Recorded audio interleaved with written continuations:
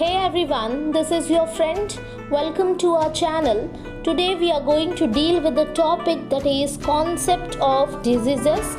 Concept of health has already been taken, and to learn that you should visit the link in the description box. So let us start with the concept of diseases. You should know one fact that why concept of diseases has been introduced to your syllabus. So the major point is that you all should know about the disease, its types, its causes, symptoms, signs, treatment, all these things, and also the effects, consequences of one disease. So in order to study that, you are being introduced to the topic that is concept of diseases. So let us start with this. Here, the first point says that disease is abnormal condition of an organism and that interrupts the normal bodily functions, leads to feeling of pain and weakness, and also it shows certain symptoms and signs.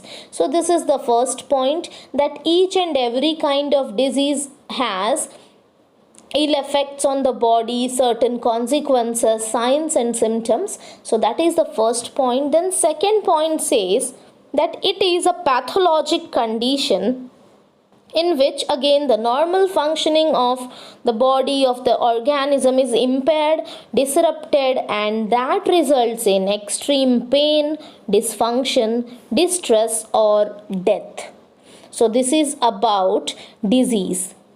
Now, disease can also be defined as any deviation from normal functioning or state of complete physical or mental well-being, opposite of the definition of health. So it is known as disease.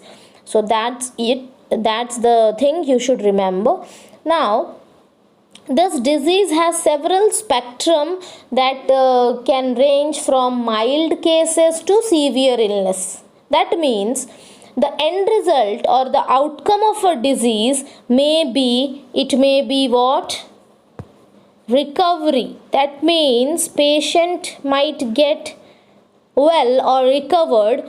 Then the second thing is disability. Then also disease outcome could be death.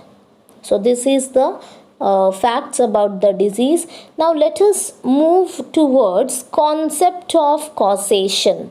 Concept of causation of disease. Now this is concept of causation. Here, as you can see, environment, agent and host are being shown, and there is interaction being shown between them. Interaction. So if there is interaction between environment, agent of the disease and the host, then only a disease can be caused. So therefore the name concept of causation. Now you all must be wondering, what does epidemiologic mean? This one, what does it mean? So let me tell you, it deals with, the word epidemiologic deals with incidence, distribution and control of disease. It deals with incidence, distribution and control of the disease. That is epidemiologic. And the triad, in the sense, triad means number 1 environment, agent 2 and host 3. So 3. The factors are 3, therefore epidemiologic triad. Triad denotes 3. So this is about concept of causation. But before, or we can say previously, it was like the germ theory of disease was in vogue. The germ theory was in vogue, that means it was in fashion. People used to believe that disease were only caused by like germ or agent, that's it, and that is only the factor for the disease to be caused. But now in this modern era, we all know that concept of causation has 3 factors. Epidemiologic triad, that is environment, agent, host. So let me explain you by taking an example. For example, tuberculosis. It occurs not merely due to the presence of tubercular bacilli, but the other factors are poverty, overcrowding, malnutrition. That means it is environment, and the tubercle is what? Agent. So the two factors we saw, and it contributes to its occurrence. The things like overcrowding, poverty, these all things.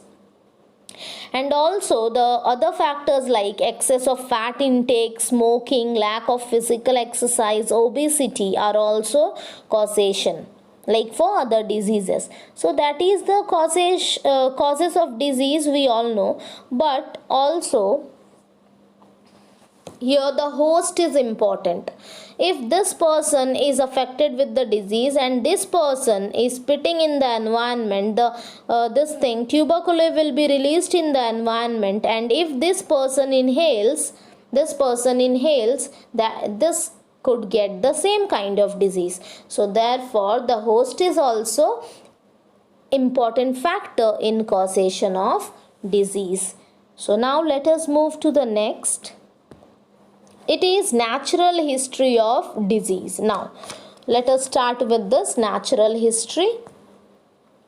Here stage of susceptibility, after that stage of subclinical comes, then clinical, and then stage of recovery, disability or death. These 4 stages, 1, 2, 3 and 4, these 4 stages are nothing but they are only the stages which are involved in natural history of diseases. So let us start. Now stage of susceptibility. The word susceptibility, that means that person is able to get that disease, so that is susceptible. That person might get disease, that person is able to get that disease, that is susceptibility. Now here exposure has been shown, that means that person is being exposed to the agent of that particular disease, so exposure. After that comes stage of subclinical disease. Here comes subclinical disease, and in this subclinical there is no observable symptoms. That means just the pathologic changes take place, but as such there are no symptoms that could be seen. So this is stage of subclinical disease. And after this comes the stage 3. It is stage of clinical disease. Now here, as you can see, the onset stage of subclinical disease, at the end of this stage, at the end of this subclinical disease, here the symptoms, onset of symptoms, that means start of symptoms is shown. So here the symptoms start, and in clinical stage what happens is there is treatment as well as here usual time of diagnosis. That means there is treatment and also symptoms are being noticed. So this is stage of clinical disease. After that comes the 4th stage, and that is stage of recovery, disability or death. Now what does this mean? So it means that person could get recovered, or that person could live but with certain disabilities, and also it might happen that the person could die.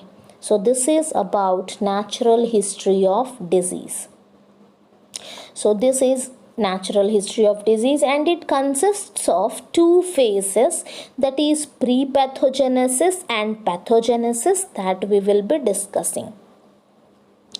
Now let us see natural history of disease. What is that?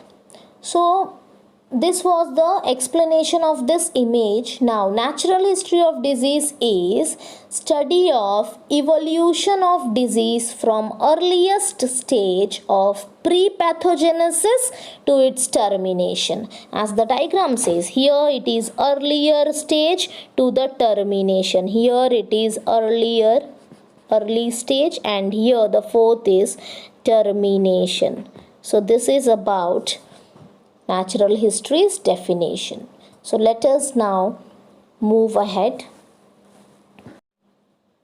This is pre-pathogenesis phase. This is phase 1 from natural history of diseases. This is the phase before onset of disease in man. The disease agent has not yet entered the man in this pre-pathogenesis.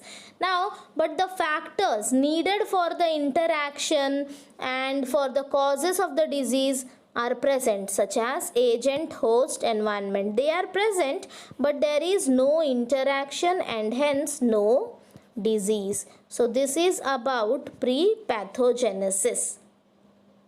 So let us now move to the next phase, that is pathogenesis, phase number 2. In this pathogenesis, that means the phase begins with entry of disease agent.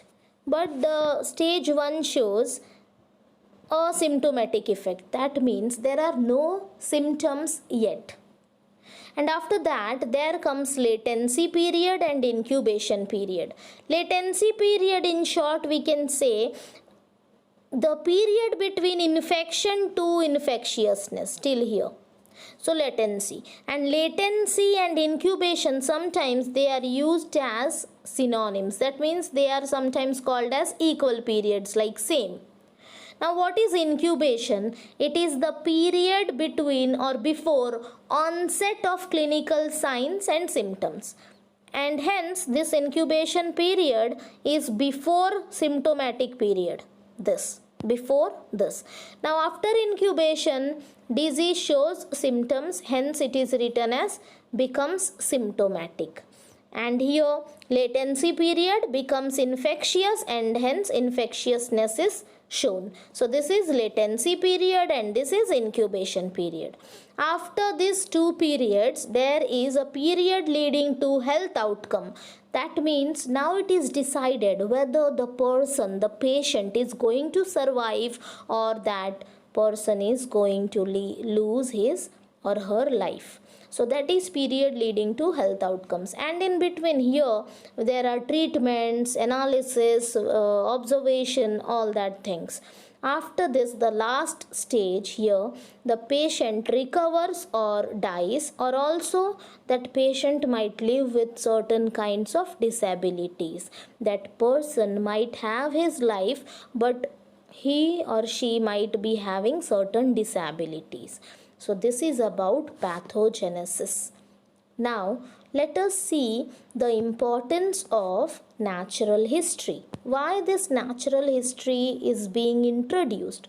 So the thing here is, natural history is going to tell us about we can say prevention and control of disease. If we know the natural history of that disease, we might know how to prevent or to control that kind of disease. So this is the importance of natural history of diseases. So that's it for today. In the next class, we are going to continue with this kind of concept of disease and various kinds of disease agents, environment, all these things we are going to see in the next class. Thank you. Hey guys, if you liked our video, please do like, share and subscribe, and please press the notification bell icon so that you can get the latest updates.